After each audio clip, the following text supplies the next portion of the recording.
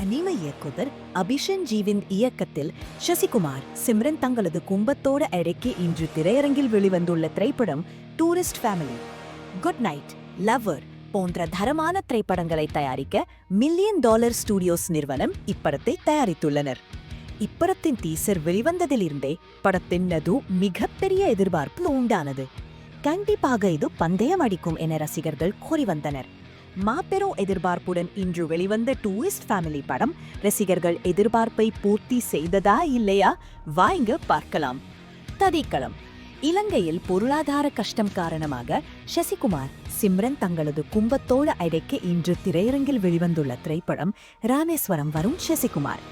ராமேஸ்வரம் வரும் சசிகுமாரின் கும்பம் கடற்கரையில் தமிழ்நாட்டின் காவல்துறையினரிடம் சிக்கிக் கொள்கிறார்கள். ஆனால் போலீஸ் அதிகாரியாக இருக்கும் ரமேஷ் திலக் இவர்களின் நிலைமையை புரிந்து கொண்டு விட்டு விடுகிறார். பின் சிம்ரனின் அண்ணனாக வரும் யோகி பாபுவின் உதவியோடு சென்னை வருகிறார்கள். அங்கு ஒரு காலனியில் அவர்கள் தங்க இடமும் அவர்களுக்கான வசதிகளையும் யோகி பாபு செய்து கொடுக்கிறார். சசிகுமார் தனக்கென்று ஒரு வேலையை தேடிக் கொள்கிறார். அந்த காலனியில் உள்ள ஐவருடனும் அந்யோன்யமாக பழகி நல் உறவை ஏற்படுத்திக் கொண்டனர். இந்த நிலையில் ராமேஸ்வரத்தில் திடீரென குண்டுவெடிப்பு ஏற்படுகிறது. இதற்கான காரணம் யாரென்று தெரியாமல் இருக்கும் நிலையில் இலங்கையிலிருந்து வந்த சசிகுமாரின் கும்பம் தான் காரணம் என போலீஸ் நினைக்கிறார்கள். அந்த கும்பத்தை பிடிக்க தீவிரமாக இறங்குகிறார்கள். இலங்கையில் இருந்து பல கஷ்டங்களை கண்ணீருடன் சுமந்து வந்து சென்னையில் மகிழ்ச்சியுடன் வாழ்ந்து வரும் இந்த கும்பத்திற்கு இதன்பின் என்ன ஆனது என்பதே படத்தின் மீதி கதையாகுகிறது. படத்தை பற்றிய அலசல்.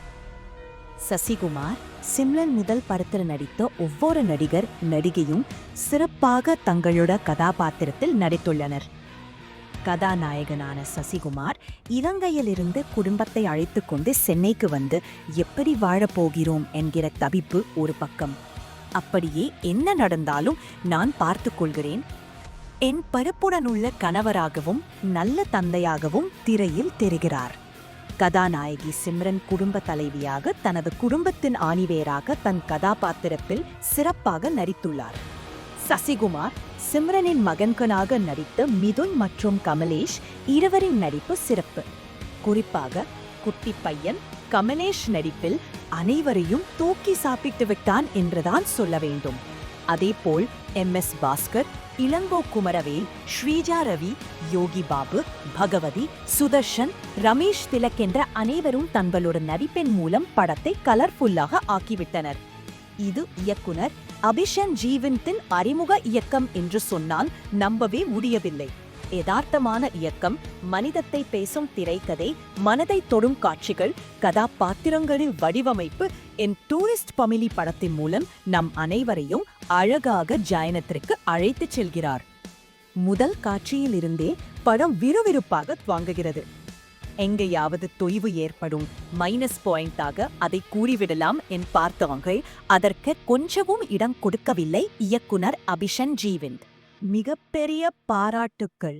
ஷான் ரோல்டன் பாடல்கள் படத்துடன் இணைந்து மனதை தொடுகிறது. அதேபோல் ஒவ்வொரு காட்சி அமைப்புக்கும் ஷான் ரோல்டன் அமைந்துள்ள பின்னணி இசை படத்திற்கு மிகப்பெரிய பலம். ஒளிப்பதிவு மற்றும் எடிட்டிங் மிக அழகு. பிளஸ் பாயிண்ட் சசிகுமார் சிம்ரன் நடிப்பு, அனைத்து நடிகர்கள் நடிகைகளின் பங்களிப்பு, ஷான் ரோல்டன் பாடல்கள் மற்றும் பின்னணி இசை, அபிஷஜீவிந்து இயக்கம். எதுவும் இல்லை. மனிதர்கள் மனிதநேயத்துடன் இருந்தால் யாரும் இவ்வுலகில் அகதி இல்லை. அதை பேசிய டூரிஸ்ட் ஃபேமிலி அனைவரும் பார்க்க வேண்டிய தரமான படைப்பாகும்.